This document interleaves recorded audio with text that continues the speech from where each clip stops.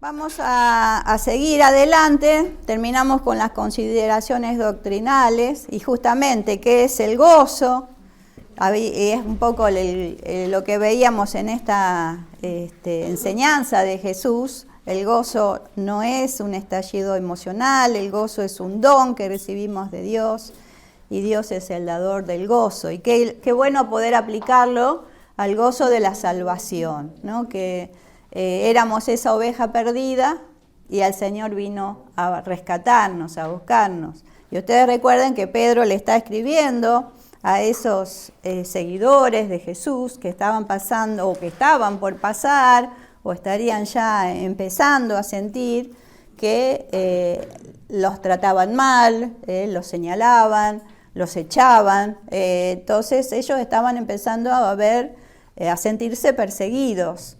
Y la enseñanza clave es en medio de la tribulación, de lo que estuvimos viendo, ¿no es cierto?, de esa prueba, de ese fuego de prueba, ellos ¿qué tenían que tener? ¿Qué actitud tenían que tener? Gozo, gozo, más allá de. Entonces, bueno, eso es lo que tenemos que trabajar, no solamente decir, ay, qué lindo, Jesús me salvó, sino que cuando llega el momento en que arrecia la tormenta, me tengo que aferrar a esta enseñanza que dice que yo tengo que tener gozo en medio de las diferentes pruebas que paso. Ahora el gozo, ¿por qué viene el gozo? Por la seguridad que el Señor en mi prueba está conmigo. Y me da esperanza y que me da seguridad. Amén. De ahí sale el gozo, porque si no también viene el temor. Exacto. En las pruebas vienen los temores, vienen las dudas. ¿Escuchan atrás? Yo creo que el gozo es saber, tener la confianza del cristiano, que en ese momento y en esa prueba, la victoria del Señor está sosteniéndole, ayudándolo y tener la esperanza viva de que siempre está con nosotros. De ahí sale el gozo. Así es, la presencia de Dios en uno que nos fortalece, no esa alegría tonta del momento, sino un gozo, pero sabiendo que el Señor está transitando conmigo esa prueba, ¿no? Está transitando mi dolor. Y Él es el que me va a ayudar a transitarlo hasta que Él diga, bueno, se terminó, ya creo que lo pasó. mejor que el Señor nos da es tener la esperanza. Porque cuando una persona está sin esperanza, es la ruina. Entonces lo que nos da el Espíritu Santo es la esperanza de su presencia y su fidelidad, ¿no? De ahí sale ese gozo interno. Así es. Gracias, Marta. Y bueno, entonces decíamos que somos sometidos a prueba en el versículo 7, pero que tiene que ser hallada en alabanza, gloria y honra cuando estamos el Señor, cuando estamos en este tema de las pruebas. Pero fíjense, a quien amáis sin haberles visto, dice el 8, en quien creyendo, aunque ahora no lo vean, se alegran con gozo inefable y glorioso, obteniendo el fin de vuestra fe, que es la salvación de vuestras almas. Nada ni nadie nos tiene que quitar ese gozo de la salvación. Esto estamos en 1 Pedro 1:8. Estoy leyendo la Biblia, todavía no estamos en el apunte. Y ahora sí entramos en esta grandeza de la salvación, un poco lo que veíamos reflejado en lo que decía María Laura, ¿no? Qué tremendo este pastor que viene a buscarnos, que sale a nuestro encuentro. ¿Y qué dice el apóstol Pedro? Dice el versículo 10 al 12, los profetas que profetizaron de la gracia destinada a vosotros, inquirieron y diligentemente indagaron acerca de esta salvación, escudriñando qué persona y qué tiempo indicaba el Espíritu de Cristo que estaba en ellos, el cual anunciaba de antemano los sufrimientos de Cristo y las glorias que vendrían tras ellos. A estos se les reveló que no para sí mismos, sino para nosotros, administraban las cosas que ahora les son anunciadas por lo que les han predicado el Evangelio por el Espíritu Santo enviado del cielo, cosas en las cuales anhelan mirar los ángeles, ¿no? Y el estudio de hoy es tremendo en este aspecto, ¿no? Fíjense el privilegio que tenemos nosotros de haber recibido esta salvación tan grande. que los profetas, ustedes imagínense en el Antiguo Testamento, ellos no tenían una perspectiva clara de lo que iba a pasar en el Nuevo Testamento. Nosotros tenemos ya todo el libro completo, pero ellos se asombraban de ver esta salvación ya anunciada desde el principio, porque Dios daba palabra profética, aún servía para esa época, era un mensaje de Dios para esa época, pero siempre se proyectaba hacia lo porvenir. Y esto a veces se explica, ¿no? Es como un paisaje de montaña, que a nosotros nos parece que ya llegamos al lugar, pero cuando llegamos y ascendemos a ese lugar encontramos que hay otras montañas y otros nuevos desafíos. Y la revelación es así. Los profetas pudieron llegar quizás hasta la primer montaña, pero nosotros ya tenemos la posibilidad de haber llegado allí y ver nuevos tiempos, nuevas formas en que esta salvación tan grande será derramada en todo el mundo, a través de la iglesia, a través de los planes que Dios tenga para cada uno de los habitantes de este mundo, ¿no? Dice en la promesa del Antiguo Testamento, en la tierra habrá conocimiento de la gloria del Señor, así como las aguas cubren la mar. Fíjense la cantidad de aguas que hay en nuestro planeta y es la promesa. ¿Cómo se hará? Y bueno, eso tiene que ser el gozo de la salvación, de saber que es un Dios bueno que quiere la salvación de nuestras almas, de las almas de todo ser humano. Y por eso, acá habla algunas personas, yo puse resumiendo, ¿no? 4 agentes divinos involucrados en el mensaje de salvación. En este relato vamos a ir viendo rápidamente estos 4 agentes divinos. El primero se los vamos haciendo, yo le hago, no den la vuelta a las páginas ustedes, yo le hago un reconto rápido. El primer agente es este tema de los profetas. Ellos se encargaron de anunciar la salvación. El segundo agente es el Espíritu Santo, que en ese momento, con los profetas, no estaba desarrollado esto de que instauró Jesús, ¿no? Quédense aquí en Jerusalén, recibiréis la promesa. Venía sobre la persona, sobre el profeta, hablaba la palabra o escribía la palabra, pero no en la medida que se reveló el Espíritu Santo en el nuevo tiempo. Del tercer agente involucrado en el mensaje de salvación es la predicación de los apóstoles. Y el cuarto agente divino involucrado en el mensaje de salvación son los ángeles. Fíjense qué extraño esto que vamos a ver y llegar a entender que aún los ángeles están sorprendidos de que nosotros como humanos recibiéramos un don tan grande, un regalo tan grande.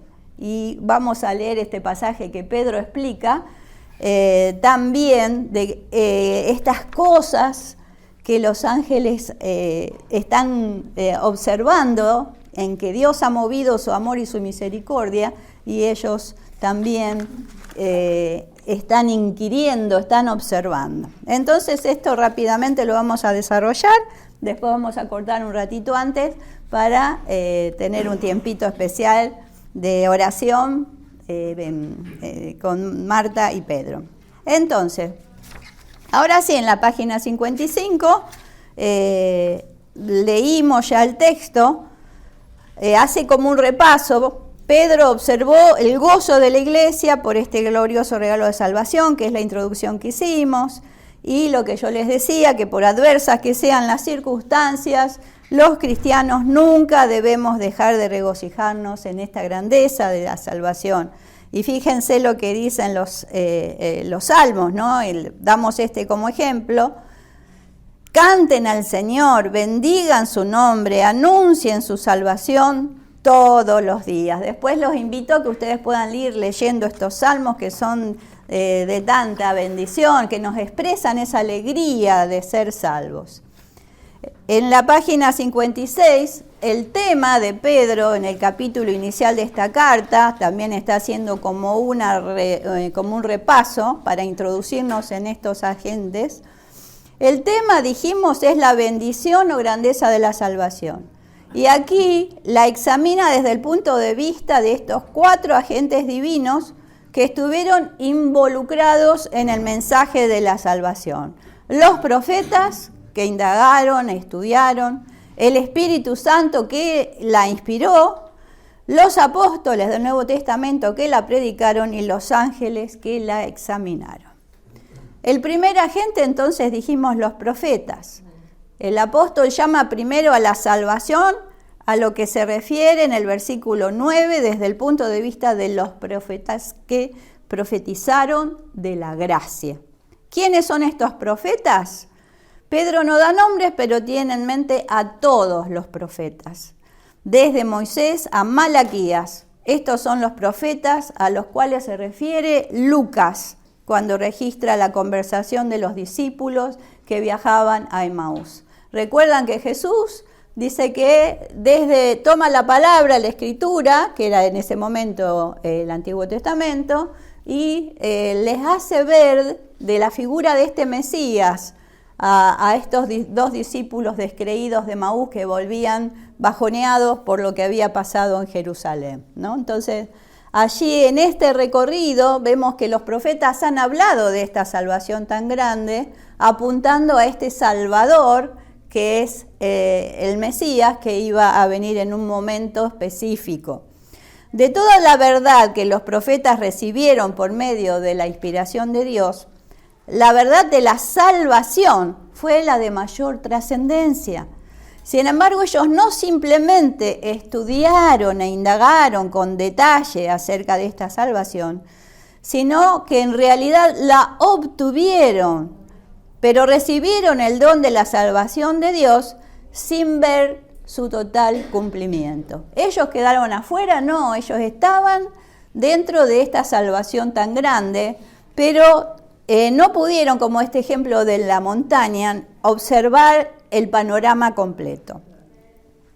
El enfoque del intenso y exhaustivo estudio de los profetas al tratar de comprender la persona y obra de Cristo se centró en la gracia y la salvación. Se centró en esta gracia destinada a los pecadores a través de él. La salvación tiene que ver sobre todo con el acto divino de salvar a los pecadores. Y hagamos acá, Pedro en su apunte toma dos partes, la salvación y la gracia. La salvación entonces tiene que ver con el acto divino de salvar a los pecadores. Y la gracia, esta expresión gracia, es de mayor alcance, hermanos, aún más todavía, porque abarca todo el motivo detrás de esa obra salvadora de Dios, porque fue por gracia, fue por regalo, fue un regalo inmerecido.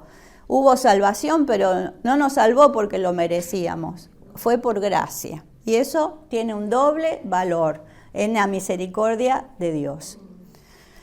A pesar de que los profetas estaban conscientes de que sus propios escritos describían una manifestación futura de esa gracia de la salvación, su deseo de entender estas profecías era tan convincente que estudiaron e indagaron con detalle acerca de esta salvación en sus propios escritos. Y fíjense que esto lo recalca bien Pedro en su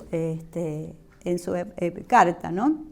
Escudriñando, inquirieron y diligentemente indagaron, toma bastantes versículos para acerca de esta salvación, escudriñando qué persona, fíjense, y qué tiempo les indicaba el Espíritu Santo. ¡Wow! ¿No? ¡Qué trabajo!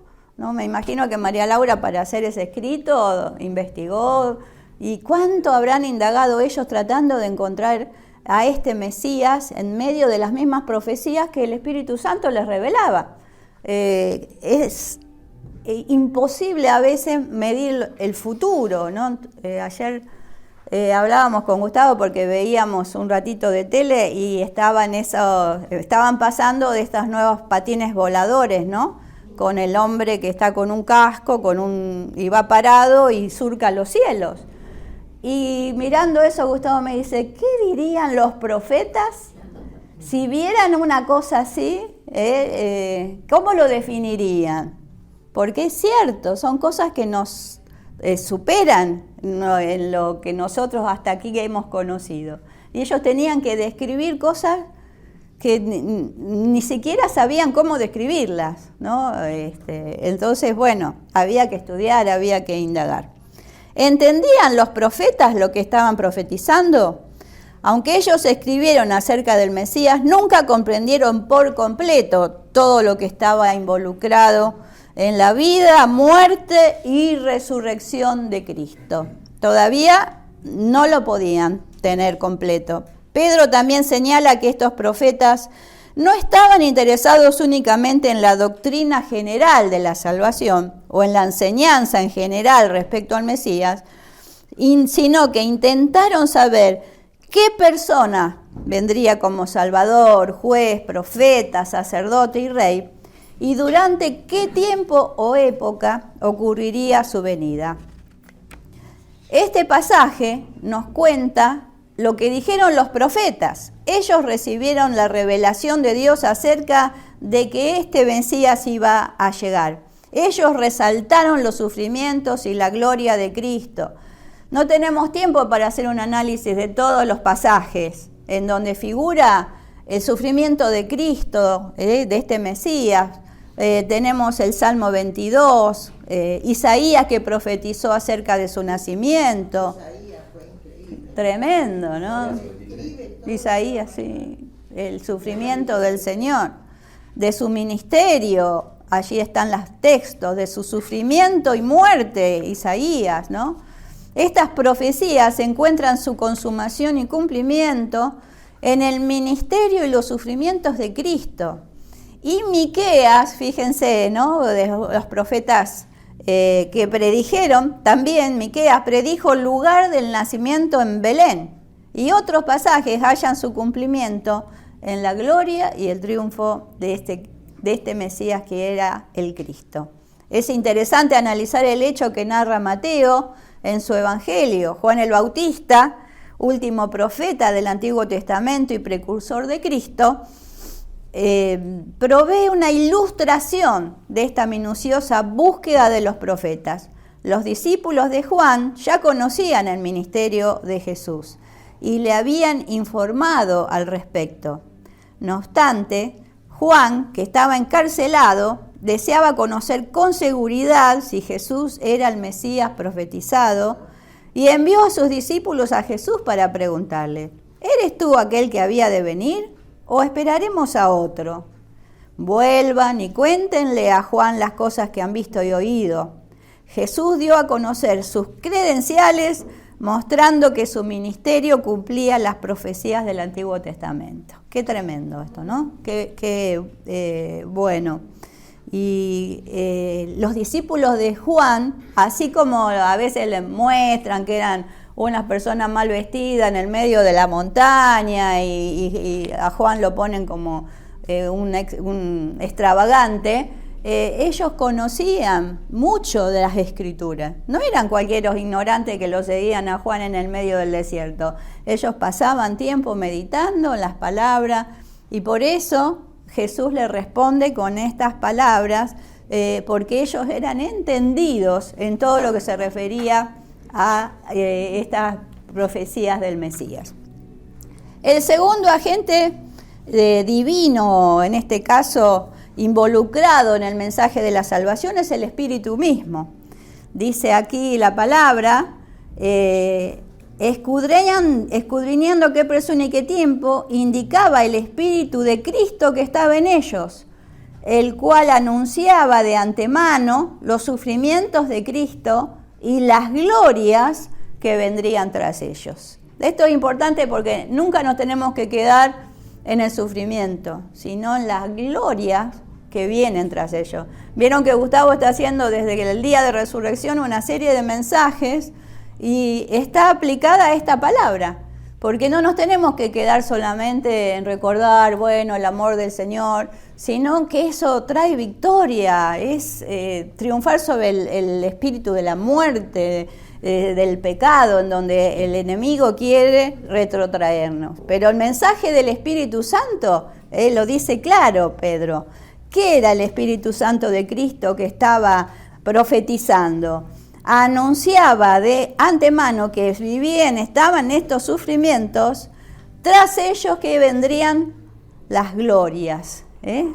Y bueno, esto también es una enseñanza para cada uno de nosotros. No fueron los profetas, sino el Espíritu Santo quien predijo de antemano estos sufrimientos y las glorias que le seguirían. Las profecías que el Espíritu Santo reveló a los profetas fueron divinamente inspiradas y escritas bajo su control. Y aquí tienen ustedes estos textos que si los buscan habla de esto, ¿no? Cómo fueron las escrituras divinamente inspiradas. La redacción del texto revela que hubo una interacción constante entre los profetas y el Espíritu de Dios o el Espíritu de Cristo.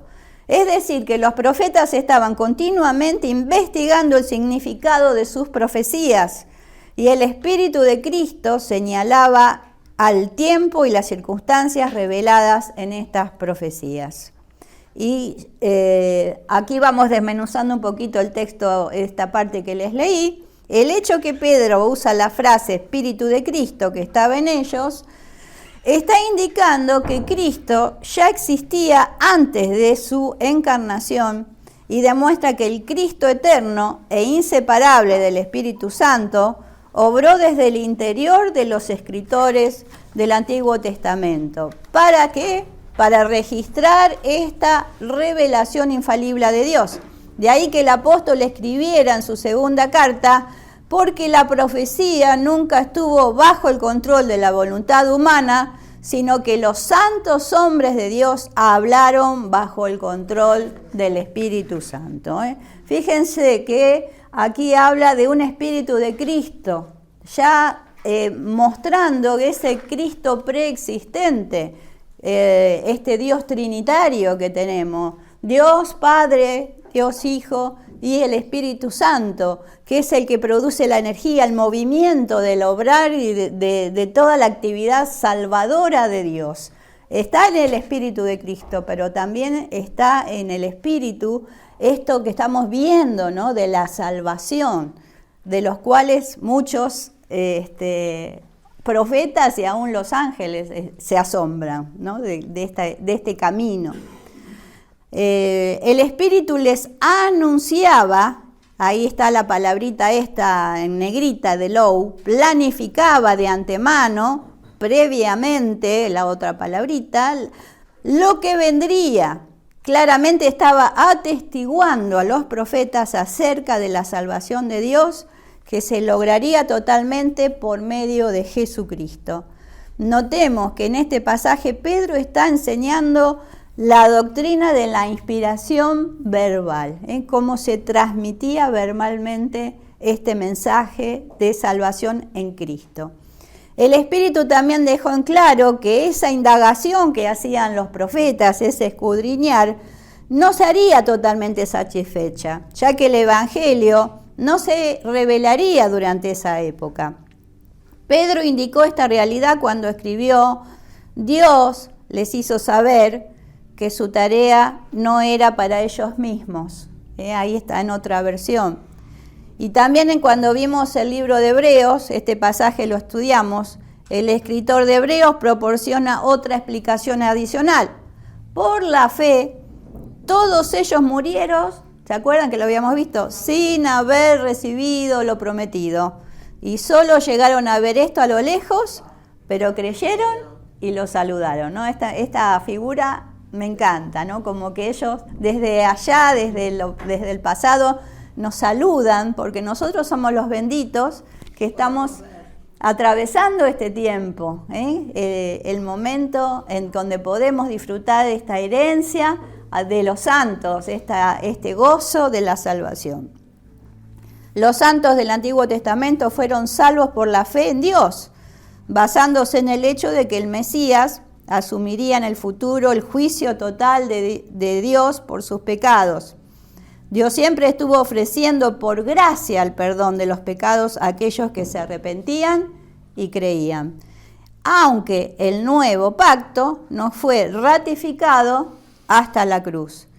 Los creyentes durante el Antiguo Testamento fueron salvos por una gracia futura, los del Nuevo Testamento por una gracia pasada, pero ambos por la obra expiatoria y redentora de Jesucristo en la cruz. Eso lo marqué bien, Pedro ya lo explicó muy bien al comenzar este estudio de este tema de la salvación, ¿no es cierto? Estos que vislumbraron a Cristo de lejos, en ellos hay una salvación por gracia futura, porque todavía no estaba instalado esto. Pero los del Nuevo Testamento, por una gracia pasada, o sea, ya Cristo murió, ya Cristo resucitó, ya está la salvación en el proceso del tiempo de Dios, pero todos formamos ese pueblo divinamente recibido, ¿no es cierto?, en los brazos de ese buen pastor que veíamos hoy en esta figura, ¿no? Él nos salió a buscar a los que estaban en el antiguo pacto a través del arrepentimiento genuino, constantemente, ¿no? Este mensaje de arrepentíos, convertíos, vieron todos los profetas, aún mismo el mensaje de Juan el Bautista, arrepiéntanse, ¿no? Pero en Cristo todo eso se completa, y la salvación de nuestras almas. El tercer agente involucrado en este mensaje de la salvación son los apóstoles en su predicación. El Espíritu Santo inspiró a los profetas del Antiguo Testamento, pero también a los apóstoles del Nuevo Testamento. Ellos ¿qué hicieron? Proclamaron el Evangelio totalmente revelado como tema de su predicación. Ya cuando los apóstoles vieron acá que dice, los profetas inquirieron diligentemente qué día, cuál era el tiempo, qué persona. Cuando viene Cristo y ya asciende Cristo, los apóstoles lo primero que hacen, ¿qué dicen? Esta es la persona, Jesucristo. Y este es el tiempo de salvación, ¿no? Ellos tenían autoridad para plantarse y decir, este es el tiempo, esta es la persona. Todo aquello que los profetas inquirieron se cumplió en el tiempo de Jesús, y en la predicación con autoridad, como estuvimos viendo en los mensajes de Gustavo, esa fuerza, esa energía que tenían los apóstoles de salir y decir, de predicar este evangelio, esta buena noticia, porque tenían esta autoridad. El Espíritu Santo entonces inspiró a los apóstoles, proclamaron el evangelio. Fíjense, entrando en el texto ya, las verdades del Evangelio, los que a ustedes ahora les anuncian aquellos que le han predicado el Evangelio, las había anunciado Pedro años antes, en el primer sermón apostólico registrado y predicado en Pentecostés, cuando dijo, arrepentíos y bautícense todos ustedes en el nombre de Jesús, para que sus pecados les sean perdonados. Entonces recibirán el don del Espíritu Santo, porque la promesa es para ustedes y para sus hijos y para todos los que están lejos y para todos aquellos a quienes el Señor nuestro Dios llame. Les recuerda esto al profeta Joel, que iba a ser derramado el Espíritu sobre toda carne, ¿no? Entonces ellos predicaban algo que ya estaba con la base de los profetas, pero había llegado el tiempo y ellos lo predicaban con autoridad. Los destinatarios de la carta que vivían en Asia Menor, hoy Turquía, oyeron el evangelio predicado por misioneros que habían llegado a su territorio. Esta frase es demasiado general para poder determinar si Pedro mismo fue uno de esos misioneros, ¿no? Porque dice,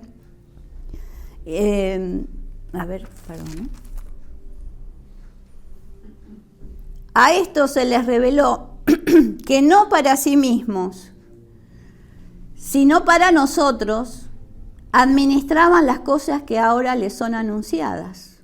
Esa es la parte que estamos viendo, ¿no? No para ellos mismos, sino que ellos lo anunciaban con autoridad, también para que nosotros pudiéramos entender esta administración del tiempo, de la persona, y el poder del Espíritu para obtener este fin. Entonces, esta frase es demasiado general para poder determinar si Pedro mismo fue uno de esos misioneros. Es posible que por extensión podamos incorporar entre aquellos que predicaron el Evangelio, además de Pedro, al resto de los 12, Pablo, Bernabé, Timoteo, Felipe, Jacobo, Judas, los medio hermanos de Jesús y otros no mencionados por nombre. No todos estos fueron apóstoles de Cristo, no están dentro del listado de los 12, pero en el mismo sentido que los 12 y Pablo fueron enviados por la iglesia como mensajeros del Evangelio por el Espíritu Santo enviado del cielo. Dice la segunda parte del texto, por los que les han predicado el Evangelio por el Espíritu Santo enviado del cielo, cosas en las cuales anhelan mirar los ángeles. Y esta es la confianza que tenemos en el Espíritu Santo de Dios, que Él es el que ilumina, el que revela, ¿no? El revelación quiere decir como que corre el velo, es como correr una cortina. Y cuando nosotros estamos dispuestos a querer comprender las profundidades de la palabra, el mensaje de la salvación para aplicarlo a la prédica de una persona que está ciega espiritualmente, tenemos que recurrir al Espíritu de Dios. No es tanto el intelecto, ¿me entienden? Es lindo conocer, ¿no? Y profundizar, pero es el Espíritu Santo que nos da la palabra justa para que se le corra el velo a la persona que está enfrente nuestro. Y estos apóstoles y estos mensajeros que llevaban la palabra y desparramaron el Evangelio por toda la zona alrededor de Israel o de ese tiempo, ¿no es cierto? Llegaron hasta Turquía, llegaron a distintos lugares, hasta España. Se nos habla de... hay estudios, si a ustedes les interesa, pónganse busquen un estudio de una fuente evangélica, de dónde los discípulos fueron predicando, ¿no? Y se dice que en España fue Santiago, por eso Santiago de Compostela y que hacen todo un circuito y que llegó Santiago allí a llevar la palabra, ¿no? Después que Jesús ascendió al cielo. Así que fíjense, fueron enviados como mensajeros del Evangelio por el Espíritu Santo enviado del cielo. Así que es el Espíritu Santo que dirigió a los apóstoles y a los otros seguidores, a sus ayudantes, y les impartió su poder divino para que su mensaje no fuese palabra de hombre, sino palabra de Dios. Ellos lo predicaban con autoridad. De ahí esa extraordinaria coherencia y unidad de la predicación de la iglesia primitiva. Después, más adelante, en la lección 12, vamos a ver que la predicación de la iglesia primitiva, la época de los apóstoles, se basó en 5 ideas principales, todas ellas relacionadas con la era mesiánica. Eso se lo dejo para que sigan entusiasmados, ya lo vamos a ver. Y el último, y ya después cortamos para tener un ratito, la salvación, tema de examen para los ángeles. Los ángeles rodean el trono de Dios, fíjense que dice acá, cosas que en las cuales ellos, los ángeles, anhelan mirar. Sin embargo, los ángeles rodean el trono de Dios. La Biblia indica algunas de las actividades de los ángeles. Se oponen a los demonios, llevan mensajes de parte de Dios, se regocijan cuando un pecador se arrepiente, reúnen a los elegidos en el día del juicio, realizan otros servicios a Dios. Es muy interesante, hay libros escritos de esto que lo vamos a dar en 3 minutos, ¿no? Pero tienen textos como para indagar también. Sin embargo, el conocimiento de la salvación del hombre es incompleto porque anhelan contemplar el misterio de la salvación. Pedro afirma cosas en las cuales anhelan mirar los ángeles. Ellos quisieran contemplar, dice la Reina Valera, aún los mismos ángeles anhelan contemplar estas cosas, dice la NBI. Cosas se refiere a las muchas características de la salvación. Anhelan, traduce un término que es en el griego se describe al que tiene un fuerte deseo o impulso irresistible que no se satisface fácilmente. El término indica que el interés de los ángeles en la salvación no es una curiosidad, sino una fuerte pasión dentro de ellos. Fíjense, y lo tenemos nosotros este privilegio. Y ellos están como asombrados, ¿no? No pueden, anhelarían que estas cosas les pasen, no digo que les pasen a ellos porque ellos no necesitan la salvación, ¿no? Pero entender algo tan grande, ¿no? Mirar en el original significa literalmente estirar la cabeza o inclinarse, ¿no? Como hacer así este gesto. Los ángeles tienen una santa curiosidad para entender sobre la gracia que nunca experimentarán. Los santos ángeles no necesitan ser salvos y los ángeles caídos no pueden ser salvos. Los ángeles aprenderán las cosas acerca de la salvación. ¿Por medio de quién? Por medio de la iglesia. Fíjense qué interesante. Como bien dice Pablo, el fin de todo esto, este misterio de la salvación, de la misericordia, de la obra de Cristo, es que la sabiduría de Dios en toda su diversidad se dé a conocer ahora por medio de la iglesia a los poderes y autoridades en las regiones celestiales. Fíjense qué poder esta palabra, ¿no? Siempre esta palabra de Efesios me llamó la atención.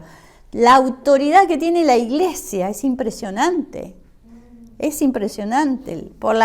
El fin de todo esto es que la sabiduría de Dios en toda su diversidad se dé a conocer ahora por medio de la iglesia.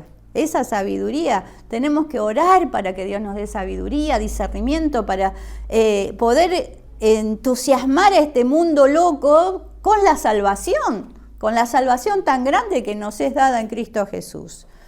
Por medio de la iglesia, ¿a dónde los dirigimos? A los poderes y autoridades en las regiones celestiales, porque ni siquiera la lucha es acá, que la tenemos con la necedad del hombre, pero también hay poderes y autoridades. Por eso el ministerio de intercesión, hermano, el sábado le mandé un mensajito a las hermanas que están en intercesión.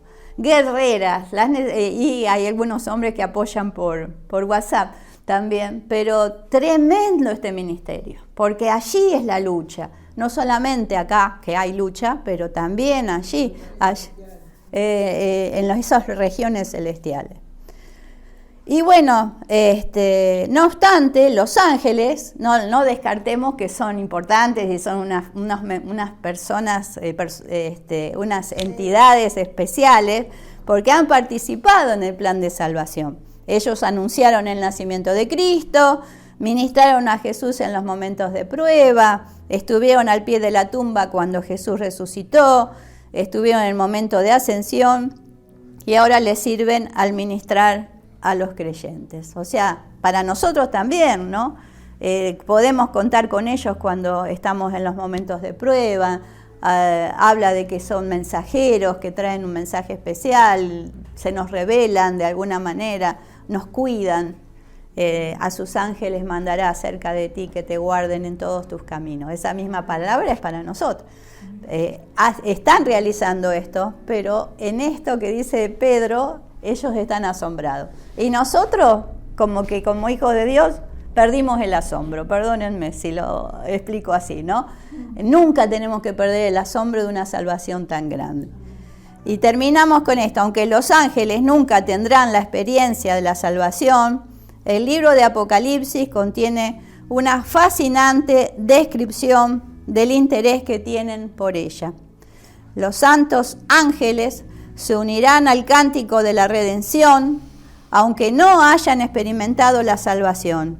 Han sido testigos de la grandeza de la salvación de Dios y anhelan mirar más profundamente en ella.